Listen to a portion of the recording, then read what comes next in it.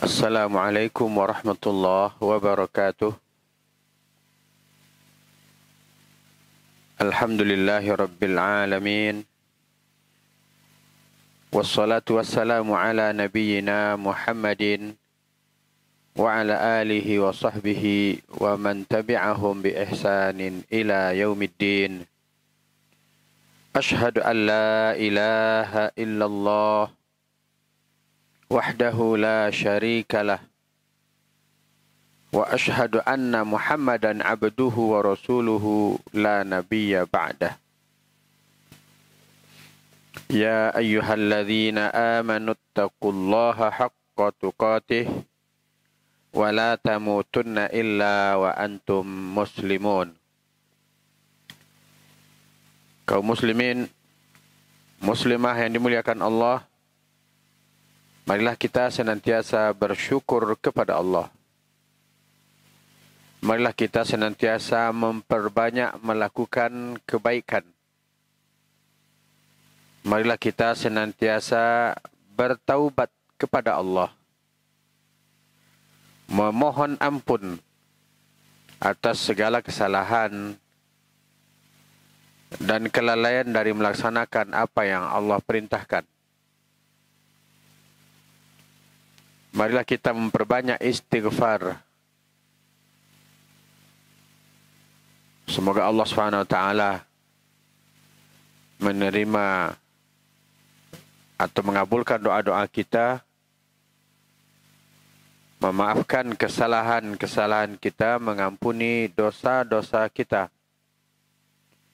dan dosa kedua orang tua kita. Jemaah yang dimuliakan Allah, judul kajian kita, dosaku urusanku dengan Allah. Ya. Adakah di antara kita yang pernah mengalami atau mendengar ketika menasihati seseorang yang melakukan kesalahan, maka kita mendapat jawaban, urusan dosaku, urusanku dengan Allah. Tidak usah ikut campur. Urus sajalah dirimu. Urusanku, tidak usah kamu urus urusanku pula. Nah, kadang jamaah yang dimuliakan Allah, ini bentuk pengelakan, mengelak dari nasihat. Dan juga termasuk bentuk keangkuhan dan kesombongan. Dan termasuk ke dalam perilaku meremehkan dosa.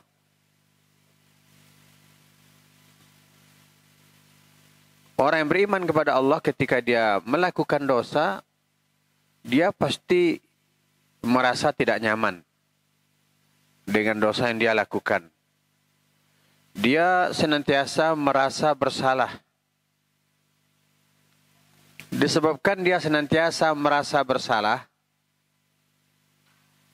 maka ketika itulah dia memperbanyak istighfar. Dia sering-sering bertaubat. Dia bersungguh-sungguh bertaubat kepada Allah Subhanahu wa ta'ala.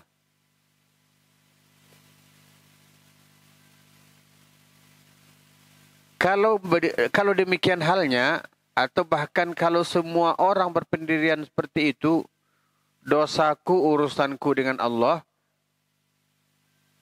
kemudian kita dilarang untuk menegur, untuk memberantas sebuah kesalahan atau sebuah kemaksiatan, ini tentu termasuk perilaku meremehkan dosa. Padahal dalam agama ini ada amar ma'ruf nahi mungkar.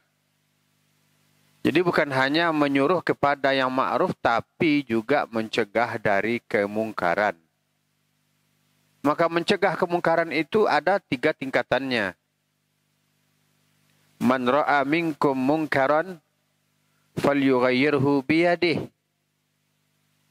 Bila salah seorang di antara kamu melihat kemungkaran, menemui kemungkaran, maka hendaklah dia mencegah dengan tangannya. Fa illam yastati' fa bilisanih. Kalau dia tidak mampu dengan tangannya, ya dengan lisannya. Fa illam yastati' fa biqalbih. Kalau tidak mampu dengan tangan, tidak mampu dengan lisan, maka dengan hati. Fadzalika ad'aful iman. Dan mencegah dengan hati atau membencinya itu bahagian dari terendah, derajat terendah dalam iman.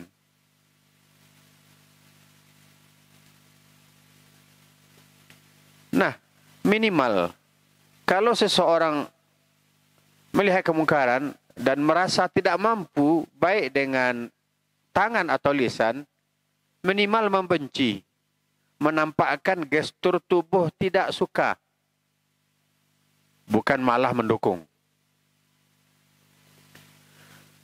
Jadi, kita sebagai muslim, sebagai hamba Allah, tidak boleh kita membiarkan kemaksiatan itu merajalela. Kita cegah, kita halangi semampu kita. Tidak kita fasilitasi, tidak kita dukung.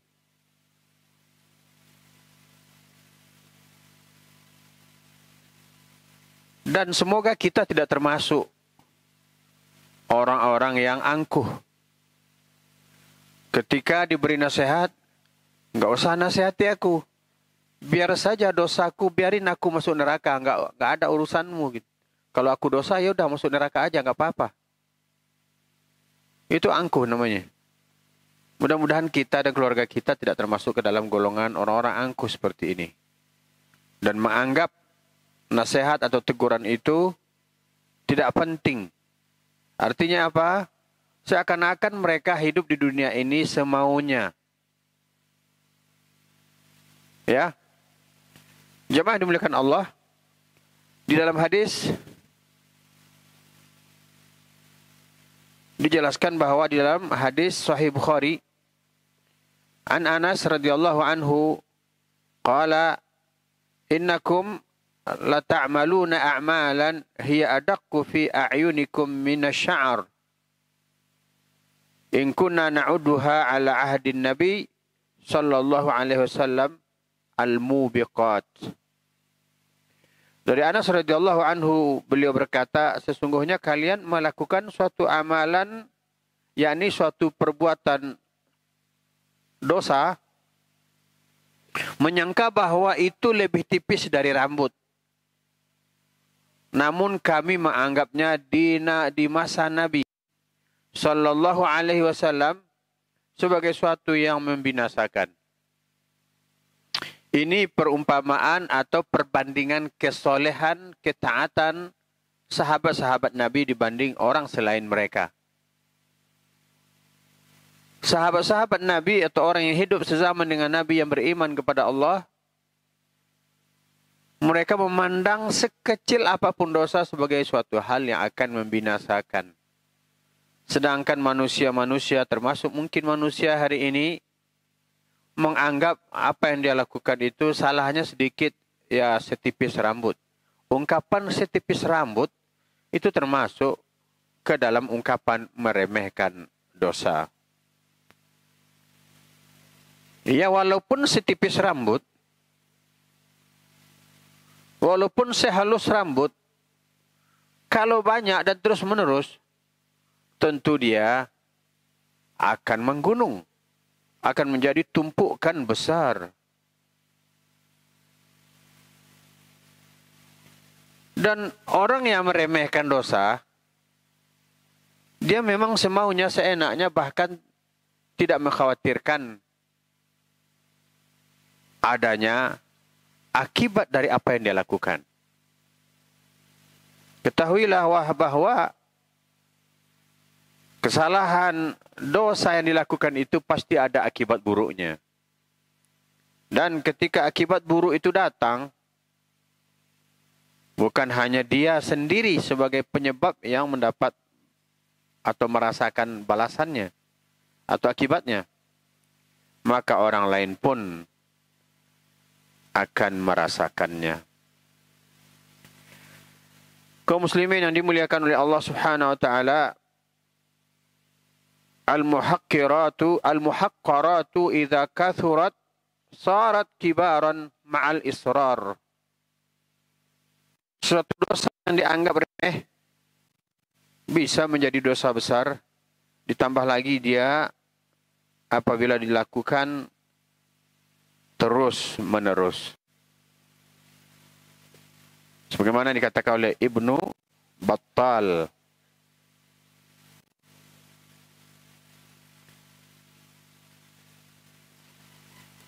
Satu contoh. Hari ini sebahagian kaum muslimin meremehkan dosa. Di antaranya dosa pergaulan. Pergaulan itu ada batasan-batasannya. Terkadang di tempat kerja. Ini ujian berat. Lama-kelamaan atau terus-menerus dilakukan, ini bisa berakibat fatal. Terkadang begini alasannya, kita berada dalam kondisi darurat. Tidak kerja, tidak dapat uang, tidak dapat nafkah untuk keluarga. Tapi di sisi lain, di tempat kerja sangat berat tantangannya. Laki-laki bekerja di suatu tempat, dan di sana bercampur baur antara laki-laki dan perempuan. Mereka lebih banyak berada di suatu ruangan, di suatu tempat, bersama lawan jenisnya yang merupakan orang lain, dibandingkan bersama keluarganya di rumah. Nah, ini perlu diwaspadai dan batasan-batasannya perlu diketahui dan diterapkan. Terkadang hal ini sebagai pemicu penyebab musibah dalam rumah tangga. Maka jaga batasan, jaga adab-adabnya. Ini bukan rahasia umum lagi dan ini memang kenyataan. Umpama seorang laki-laki ketika dia keluar dari rumahnya dengan penampilan yang gagah, pakaian yang begitu rapi, aroma parfumnya yang menggoda. Sebaliknya begitu juga sang perempuan bekerja. Dia berpakaian dengan pakaian yang rapi. Pakai parfum pula. Padahal sesuai syariat, wanita tidak boleh menggunakan parfum kalau dia keluar rumah. Coba bayangkan, laki-lakinya wangi, perempuannya harum-harum. Mereka berada begitu lama dalam satu ruangan. 4 kali, 5 kali, bahkan 6 hari dalam seminggu lamanya. Mulai dari jam 8 pagi sampai jam 3 atau jam 4 sore. Itu kalau tidak lembur. Bayangkan kalau lembur. Kadang mereka tidak lagi mengenal batas-batas kesopanan, bahkan adab-adab Islami. Kadang mereka bercandanya luar biasa. Bahkan ya mungkin sentuh-sentuhan. Padahal yang perempuannya di rumah ada suami. Yang laki-lakinya di rumah ada istri. Hal-hal seperti ini bisa memicu musibah besar bagi keutuhan rumah tangga. Kalau niatnya bekerja, ya bekerja. Jaga adabnya. Jaga batasannya. Dan banyak-banyak berlindung kepada Allah. dari bisikan-bisikan syaitan. Jangan selalu beralasan darurat. Memang darurat, mau diapain lagi? Masih bisa diatasi. Ketika berada dalam ruangan itu, ya bekerjalah. Fokus bekerja. Jangan sampai bercanda, bahkan sampai kelewatan. Ketawa cekikikan, pandang-pandangan, sentuh-sentuhan. Bahkan mungkin juga pergi makan berdua. Ini musibah. Dan ini dianggap biasa. Nah, ketika dinasihati, urusan gue, urusan aku, nggak usah ikut campur, senang-senang aku. Dosa-dosa aku. Aku bertanggungjawabkan pada Allah, bukan kamu yang nanggung. Iya, dosa-dosa dia. Tapi emang dia tidak pikir bagaimana nanti akibatnya.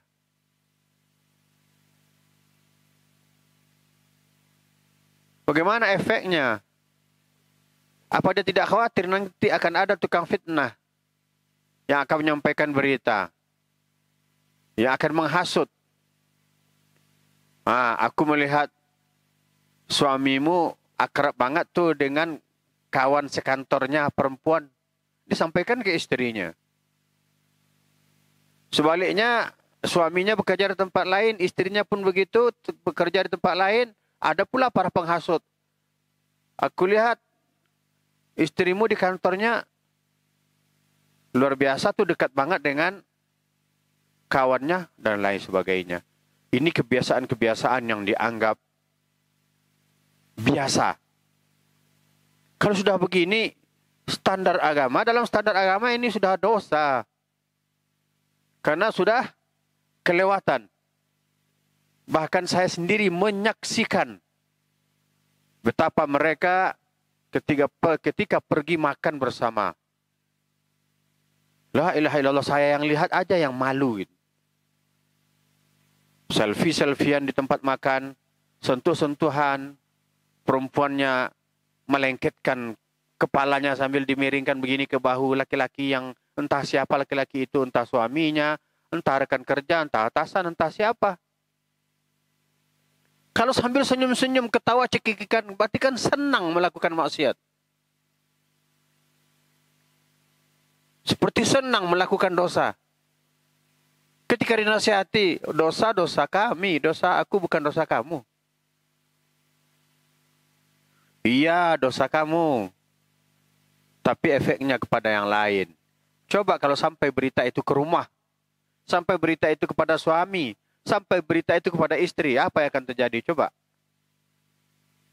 Minimal setan membisikkan, balas.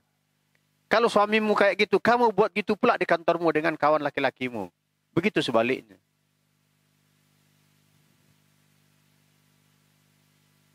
Jangan anggap remeh.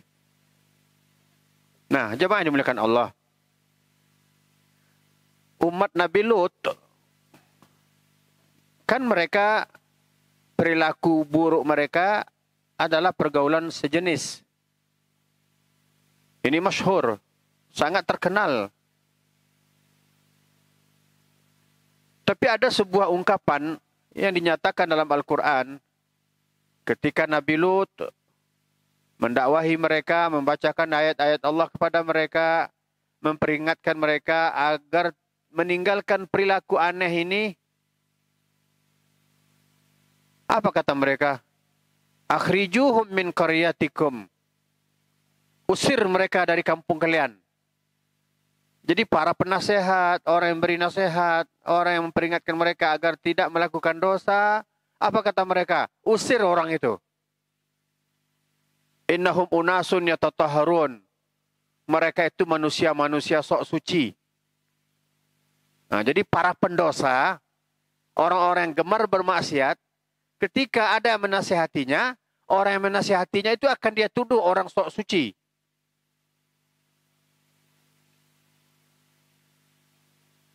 Diusir. Kemudian dibilang sok suci. Para pendosa itu, pelaku maksiat apalagi terang-terangan, mereka memang tidak memikirkan orang lain. Seakan-akan tidak takut akan sebuah akibat atau bahkan mungkin nantang-nantang. Iya, dosamu, urusanmu dengan Allah. Tapi akibat dari dosamu orang lain akan menjadi korban.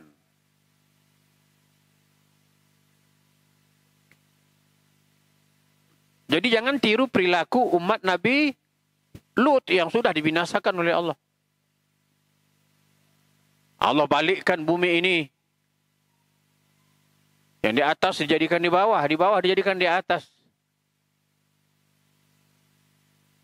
Allah jatuhkan dari langit, dari bumi yang dibalikkan itu api, batu yang panas. Akhirnya mereka mati dalam hukuman Allah. Lihat, Allah memberitahukan kepada kita, ketika mereka dinasihati, justru mereka mengusir orang yang menasihatinya. Hari ini, perilaku-perilaku sebahagian manusia, jika ada orang yang mendakwahkan Islam dengan baik, dengan benar, berdasarkan Al-Quran, berdasarkan petunjuk Allah, berdasarkan sunnah-sunnah Rasulullah, kadang diusir dari tempat dia tinggal.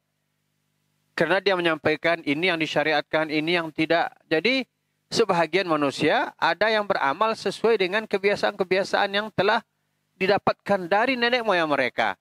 Maka ketika diluruskan, kata mereka, usir dia dari sini.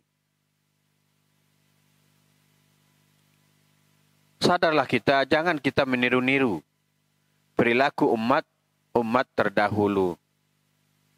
Terkadang ketika dinasihati, sok suci katanya. Nah, ini meniru perilaku umat Nabi Lut.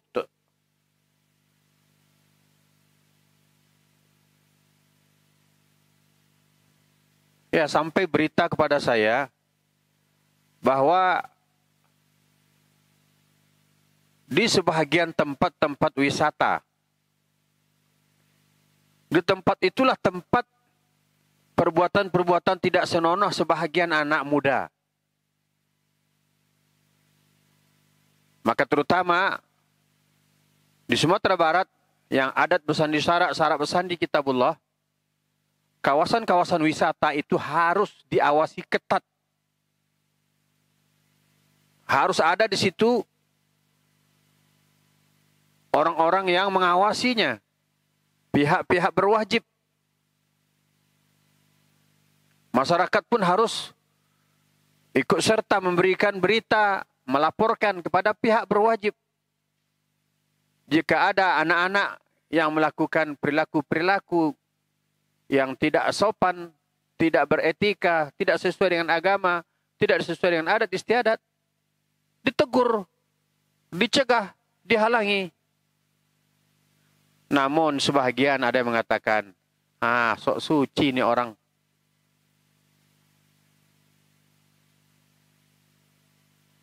Bukan sok suci. Nahi mungkar itu memang perintah Allah.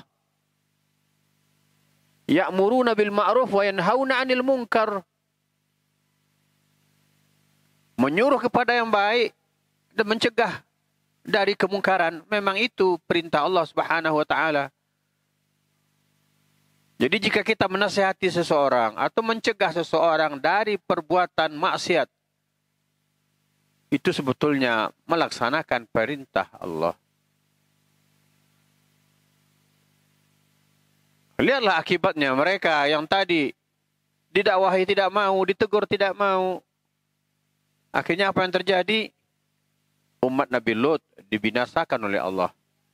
Diselamatkan umat Nabi Lut, umat yang beriman diselamatkan. Yang durhaka dihabiskan semuanya, habis semuanya. Termasuk istri Nabi Lut.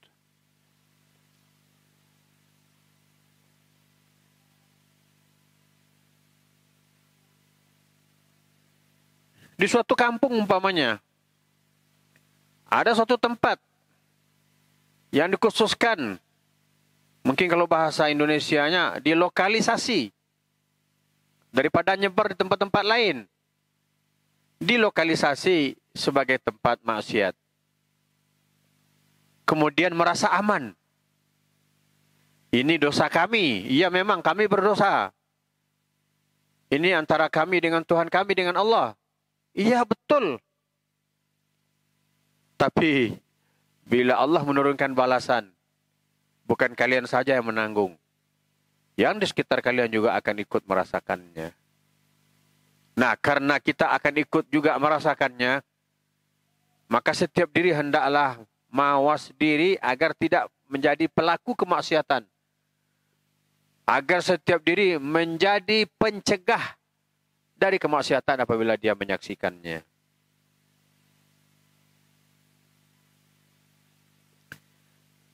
Ketahuilah jemaah yang dimuliakan oleh Allah Subhanahu wa taala, kita tidak boleh mendiamkan kemaksiatan, kesalahan atau dosa orang-orang atau saudara-saudara kita.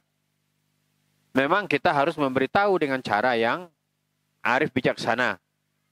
Ya. Kita beritahukan dengan cara yang baik. Ya, kita awali dengan lemah lembut. Kalau tidak mau, meningkat caranya. Tidak mau juga ya kita serahkan kepada pihak yang berwajib. Mungkin untuk bahasa kasarnya, diusir dan ditangkap oleh pihak yang berwajib. Tapi kita mesti punya peran. Minimal kita tidak suka bahwa maksiat itu, pelaku-pelaku dosa itu melakukan dosa di tempat kita, di sekitar kita, atau bahkan di hadapan kita.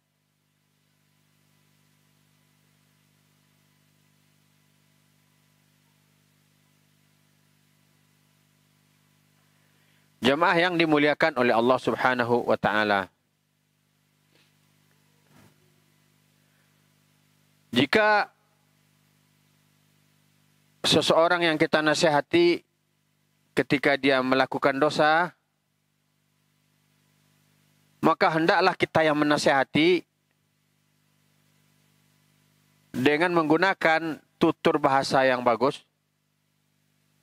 Ya tentu ini termasuk, bahkan ini yang utama, ketika kita menasihati seseorang, tentu kita katakan ittaqillah. Takutlah kepada Allah, bertakwalah kepada Allah. Jangan lakukan ini dosa, segera tinggalkan ini. Sebelum datang kita khawatir, kita takut. Nanti Allah marah. Kita kan baru selesai melaksanakan ibadah puasa. Di mana ibadah puasa yang kita lakukan itu untuk mengantarkan kita meraih predikat ketakwaan. Talq Ibnu Hubaib mendefinisikan takwa,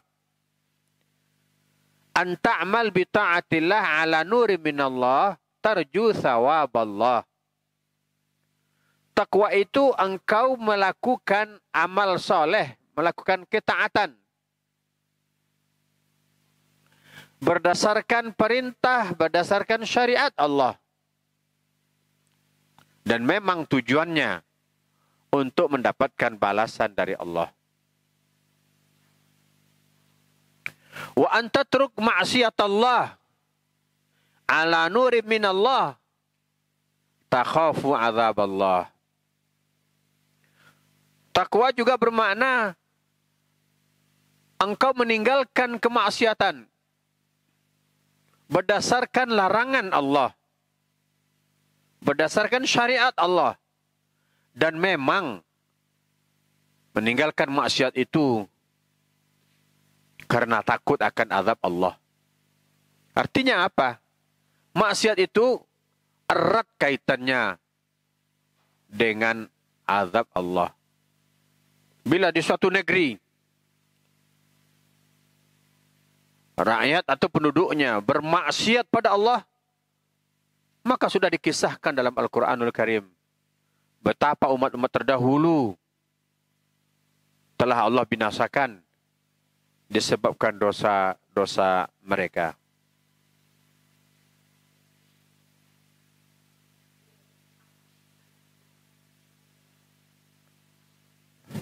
Jadi termasuk ke dalam definisi takwa, yakni meninggalkan perbuatan maksiat. Dan standarisasi maksiat itu bukan perasaan kita. Bukan aturan yang ada di kampung kita. Tapi standar yang dikatakan maksiat itu sesuatu yang dilarang oleh Allah dan berdosa jika melakukannya. Dan meninggalkan maksiat itu bukan karena urusan-urusan atau niat-niat lain. Melainkan memang karena takut akan azab Allah. Jadi jamaah yang dimuliakan Allah, kalau kita kaji, kita bahas, memang kita akan mendapatkan kesimpulan bahwa setiap musibah yang menimpa suatu kaum memang ada kaitannya dengan dosa. Bagi orang beriman, ya, dengan adanya musibah-musibah itu, yang musibah itu terjadi disebabkan dosa, bagi orang beriman sebagai penghapus dosa. Bagi orang yang durhaka pada Allah, bagi orang yang tidak beriman pada Allah, tentu itu merupakan hukuman dari Allah Subhanahu wa taala. Jamaah yang dimuliakan Allah, mari kita rasakan, mari kita resapi sampai di mana perasaan kita ketika melihat maksiat, ketika melakukan maksiat. Karena bisa jadi kita sendiri yang melakukan maksiat. Adakah hati kita bergetar, denyut jantung kita semakin kencang, kemudian akhirnya terlanjur melakukan maksiat, setelah itu terjadi penyesalan, atau dia merasa biasa saja ketika melakukan maksiat, tidak merasa berdosa, sehingga dia terus-menerus melakukannya. Semoga kita termasuk orang yang jika terlanjur melakukan maksiat, bergetar hati kita dan kita selalu menyesal atas apa yang kita buat, atas apa yang kita lakukan. Jangan kita termasuk orang yang secara zahir kelihatan bahagia ketika melakukan maksiat dan merasa sempit dunia ini jika dia taat. Kan ada tuh orang bilang begini, ndak usahlah taat-taat betul, tak usahlah taat-taat amat. Kalau kamu terlalu taat, nanti dunia ini terlalu sempit. Kalau kamu terlalu baik, nanti semuanya serba nggak bisa. Semua serba dilarang. Sempit jadinya dunia ini. Nah, ini mengandung pemahaman seakan-akan kalau bebas di muka bumi ini, maka hatinya merasa tenang. Dunia ini terasa lapang. Kalau sudah begini, inilah bisikan syaitan. Inilah sebuah penyakit yang bersarang di dalam dada. Merasa bahagia ketika melakukan dosa. Atau paling tidak tenang-tenang saja ketika melakukan dosa. Padahal jamaah yang dimuliakan Allah, menurut Imam Ibnul Qayyim Al-Jauziyah, tanda-tanda orang yang hidupnya bahagia itu adalah satu, idza u'tiya syakara. Apabila diberi karunia oleh Allah Subhanahu wa taala, dia bersyukur. Ya. Bersyukur yakni meyakini dengan hatinya bahwa ini adalah nikmat dan karunia yang datang dari Allah. Kemudian dengan lisannya, memang dengan lisannya dia ucapkan seperti ucapan, ini benar-benar nikmat Allah. Ini benar-benar karunia dari Allah. Idza utiya syakarat. Kemudian kita sama-sama tahu bahwa puncak dari syukur itu taat kepada Allah, tunduk patuh. Maka ketika kita diberi nikmat oleh Allah, kita semakin tunduk dan patuh pada Allah. maka itulah tandanya seseorang itu bahagia. Kemudian yang kedua kata beliau, wa idza butuliya sabara. Apabila dia diuji dengan sedikit musibah,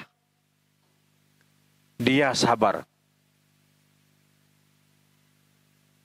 Apabila dia diuji oleh Allah, dia katakan, ini ujian dari Allah untuk aku. Jemaah yang dimuliakan Allah, terutama ibu-ibu. Banyak loh ujian dalam rumah tangga. Banyak curhatan-curhatan, pertanyaan-pertanyaan tentang ujian-ujian dalam rumah tangga. Maka sabar. Ini ujian dari Allah. Kita dahulu merengek kepada Allah, minta dipertemukan dengan imam kita. Tapi setelah dipertemukan, ternyata di luar ekspektasi kita. Karena memang sudah terjadi, sudah ditakdirkan. Ini bagi ibu-ibu ya, sudah ditakdirkan bersuamikan dia.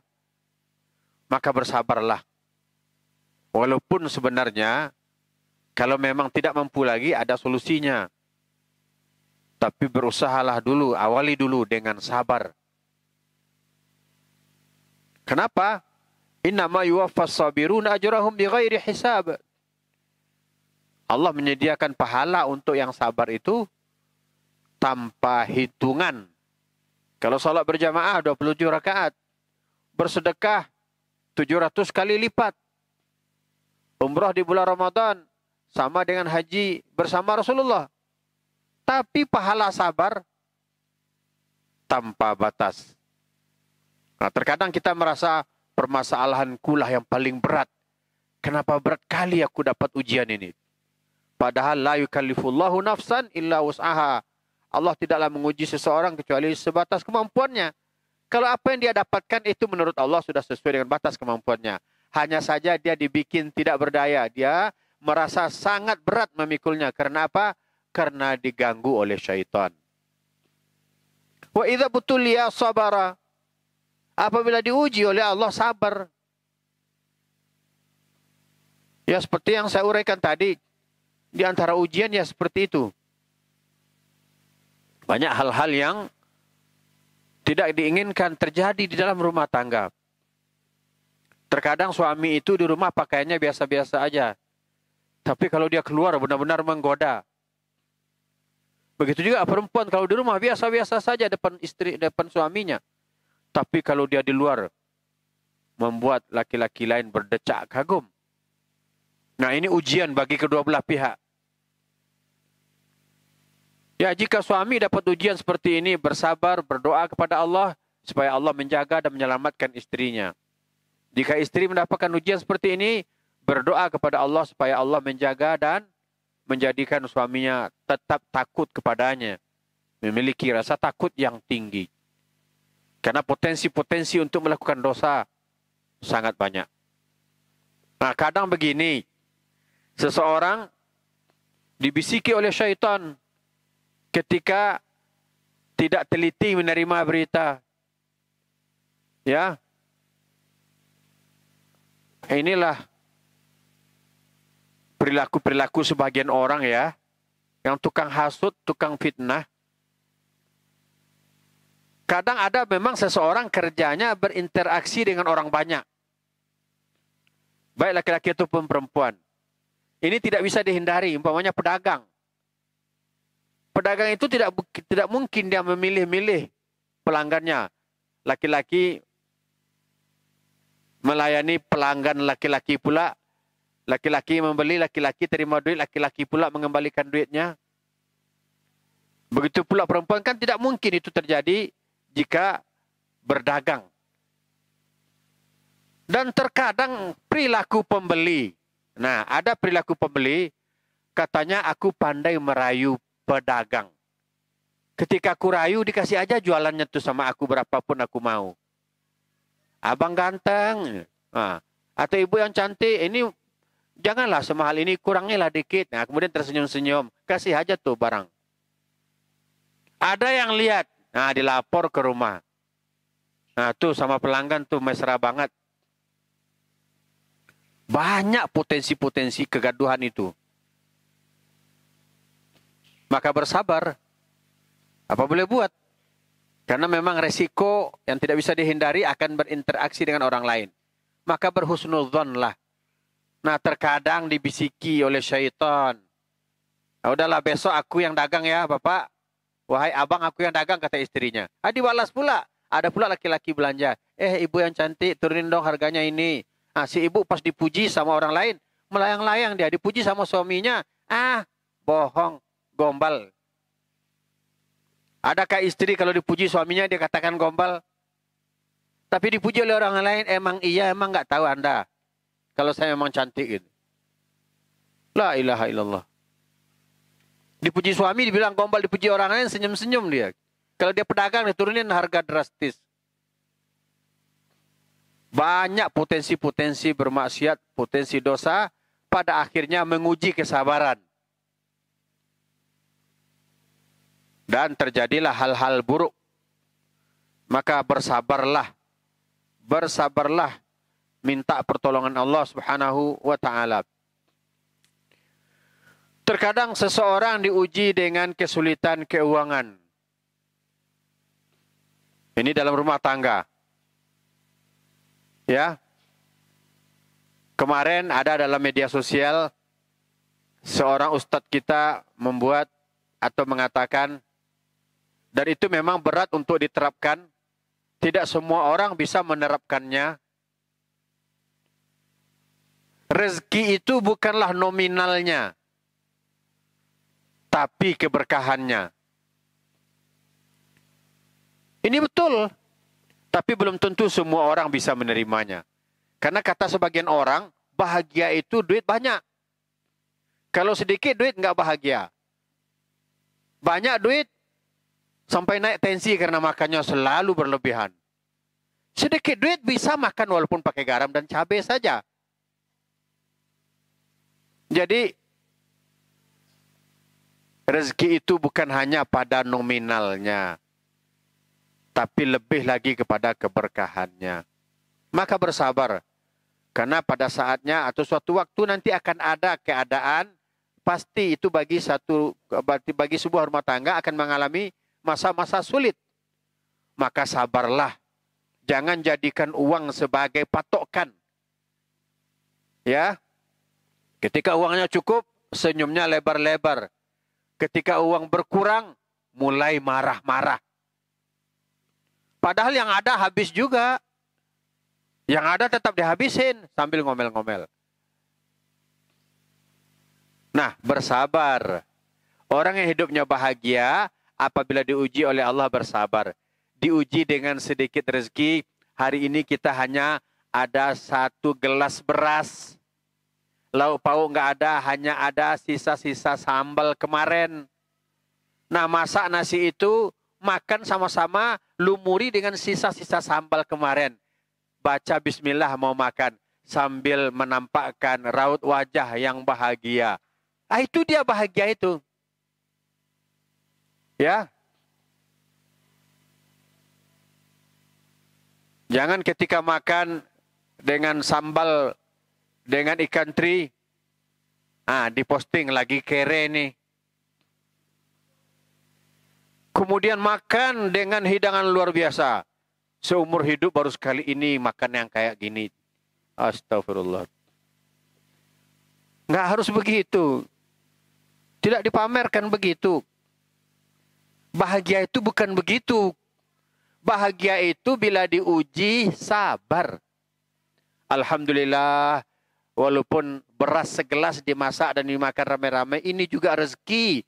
Yakinlah Allah yang membuat kita kenyang. Kadang orang makannya nambah-nambah, nggak terasa kenyang. Badannya semakin kurus. Ya, kalau orang kampung bilang tuh bukan dia yang makan, tuh setan yang makan. Idza butulia sabara. Apabila dia diuji, dia bersabar. Ujian banyak ya, di antaranya saya sebutkan tadi. Mungkin di awal-awal pernikahan baik-baik saja, kemudian setahun kemudian, 2 tahun kemudian mulai ada prahara, maka bersabar. Jangan cepat-cepat berantem, bahkan berujung kepada berantakan. Kemudian yang ketiga, kata Imam Ibnul Qayyim Al-Jauziyah, ciri-ciri yang orang yang hidupnya bahagia itu, wa idza adznaba istaghfara. Bila dia berdosa, dia minta ampun. Nah, kita kan manusia ya. Kadang kan begini seperti yang saya sampaikan tadi. Ada orang yang ketika dinasihati, nggak usah nasihati aku. Emang kamu bersih.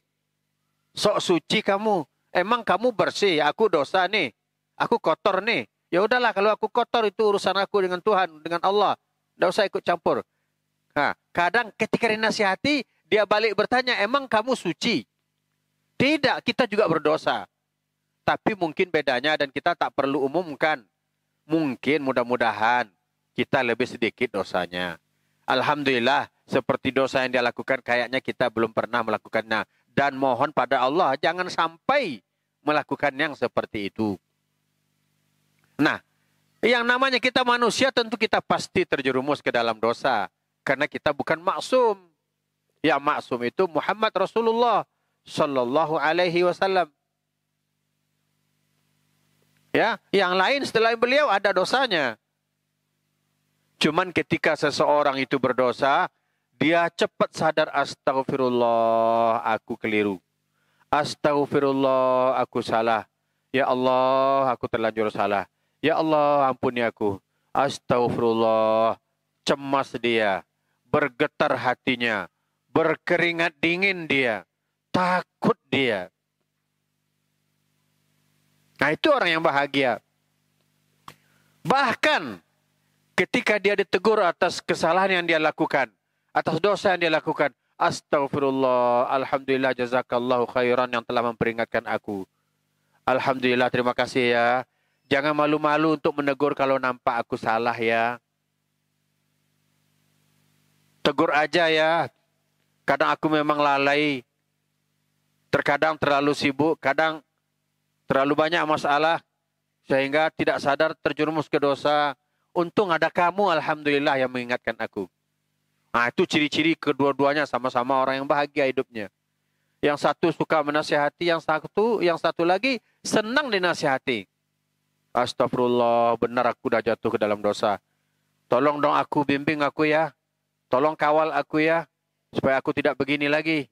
Ingatkan aku ya, doain ya, supaya aku istiqomah. Begitu.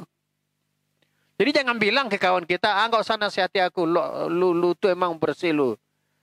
Sok suci lu. Jangan.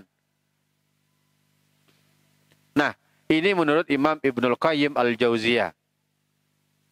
Orang yang bahagia itu bila diberi karunia oleh Allah, dia bersyukur, dia tambah taat. Bila diuji oleh Allah, dia sabar, dia tabah. Dan bila dia berdosa, dia minta ampun pada Allah. Bila dia berdosa, dia bertaubat. Ya. Mudah-mudahan tidak ada di antara kita yang berjumpa dengan orang seperti yang saya katakan tadi. Ketika dinasihati, dosa saya kan bukan dosa kamu kan? Senang-senang saya.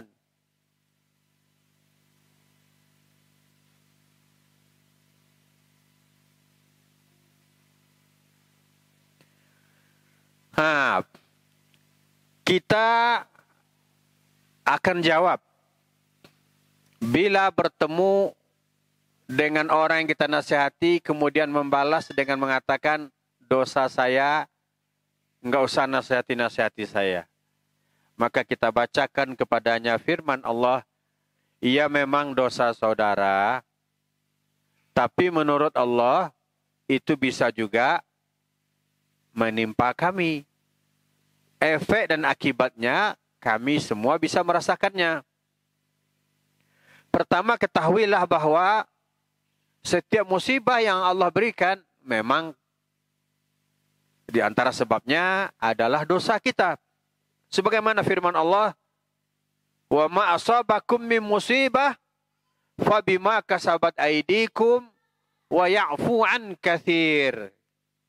Dan apa saja musibah yang menimpa kamu, kata Allah, maka itu adalah disebabkan oleh perbuatan tanganmu sendiri. Artinya akibat kesalahanmu, akibat dosamu. Dan Allah memaafkan sebahagian besar dari kesalahan-kesalahanmu. Jadi, apapun musibah yang menimpa diri seseorang, itu memang disebabkan kesalahan. Namun banyak yang Allah maafkan. Ini menandakan Allah Maha Pengasih lagi Maha Penyayang. Rahmati sabaqat ghadabi. Rahmatku, kasih sayangku, kata Allah, mendahului kemurkaanku. Kemudian kita bacakan kepadanya firman Allah yang maknanya, sesungguhnya atau hendaklah merasa takut seseorang apabila suatu kaum diberi oleh Allah musibah, maka tidak yang salah saja yang merasakan akibatnya. Wattaqu fitnatan la tusibanna alladhina zalamu minkum khassah.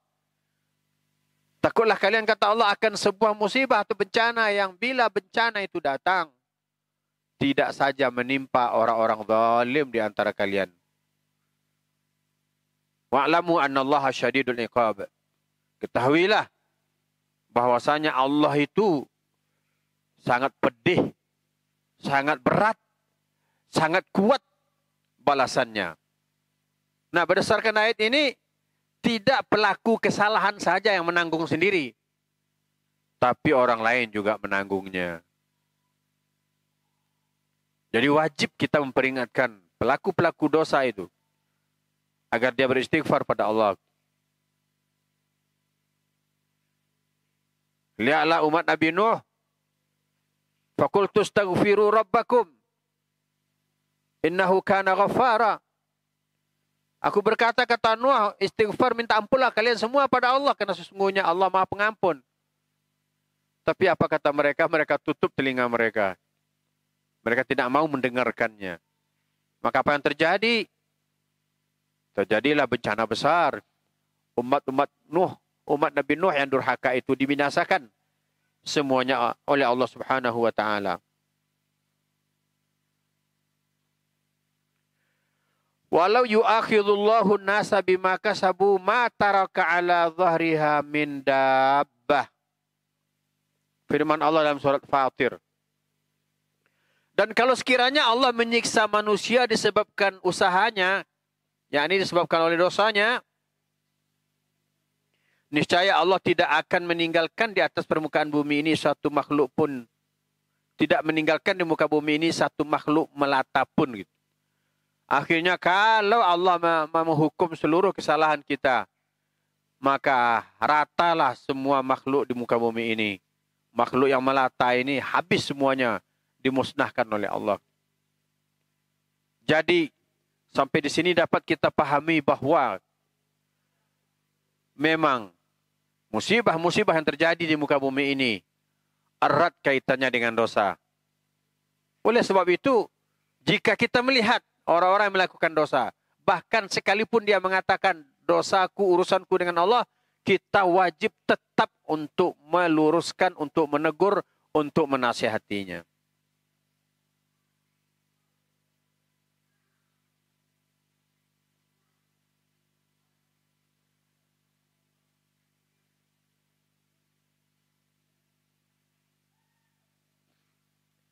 Pada pembahasan-pembahasan selanjutnya,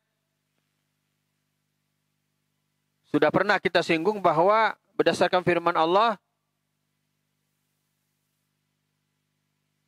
bahwa sesungguhnya Nabi SAW bersabda, "Ma min syai'in yusibul mu'mina fi jasadihi yu'dhihi illa kafarallahu anhu bihi min sayyi'atih." Tidaklah suatu musibah menimpa jasad seorang mukmin dan itu menyakitinya, melainkan Allah akan hapuskan dosa-dosanya. Hadis riwayat Imam Ahmad.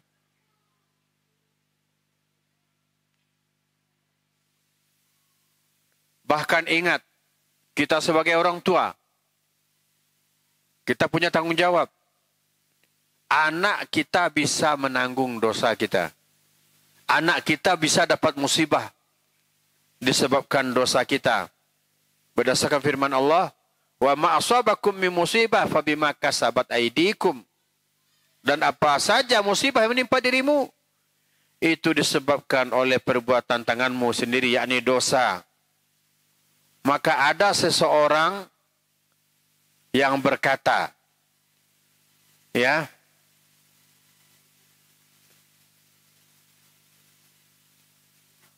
yakni ada seorang yang berkata, aku sudah buta semenjak kecil. Terus apa dosaku? Yakni Abul Bilad berkata kepada Ala bin Badar. Ala bin Badar ini beliau buta dan beliau buta semenjak kecil. Maka Ala berkata,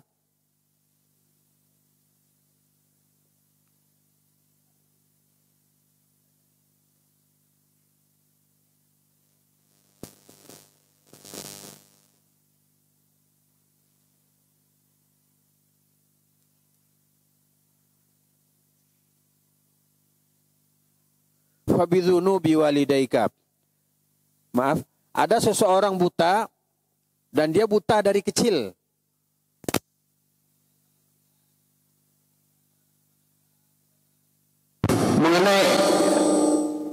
Mengenai ayat ini, apa saja musibah yang menimpa dirimu, itu disebabkan oleh dosamu. Maka orang tadi berkata, yang buta tadi berkata, apa dosaku? Kan aku sudah buta dari kecil. Maka Ala berkata, fabidzunubi walidaika. Boleh jadi itu disebabkan oleh dosa kedua orang tuamu. Maka wahai orang tua,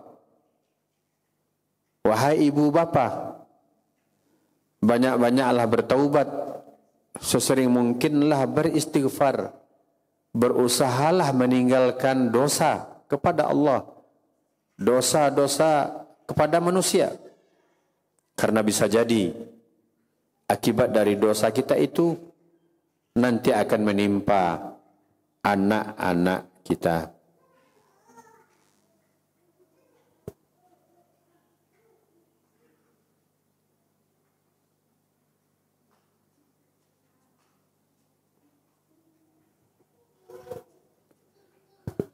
Bahkan dosa itu, dosa yang dilakukan seseorang bisa membuat dia, menyebabkan dia lupa dari hafalannya. Maka jemaah yang dimuliakan Allah, orang bahagia itu bila dia berdosa, dia cepat-cepat bertaubat kepada Allah. Dan musibah-musibah yang menimpa dirinya bahkan juga ikut menimpa orang lain, itu disebabkan oleh dosa yang dilakukannya. Maka kesimpulannya, jangan remehkan dosa. Berterima kasihlah jika ada orang yang menasihati kita sehingga kita menjadi bertaubat, sehingga kita bisa meninggalkan maksiat disebabkan oleh nasihat orang tadi. Jangan sekali-kali kita katakan kepadanya, dosaku urusanku dengan Allah, kamu enggak usah ikut campur. Ini adalah perkataan orang yang meremehkan dosa. Ini adalah perkataan para pendosa. Semoga kita diselamatkan oleh Allah dan semoga kita dilapangkan hati untuk menerima nasihat. Demikian, subhanakallahumma wa bihamdika asyhadu an la ilaha illa anta astaghfiruka wa atubu ilaik. Walhamdulillahi rabbil alamin. Wassalamualaikum warahmatullahi wabarakatuh.